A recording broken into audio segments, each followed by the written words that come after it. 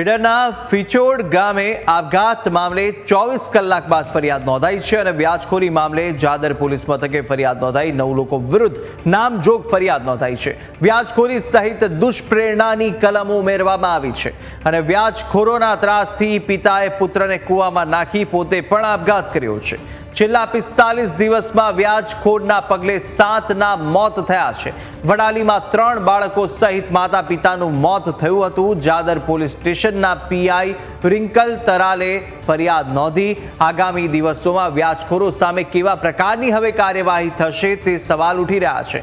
Police વ્યાજખોરોને કેવો કાયદાનો પાઠ ભણાવશે તે પણ હવે લોકમુખે પ્રશ્ન ચર્ચાઈ રહ્યો છે।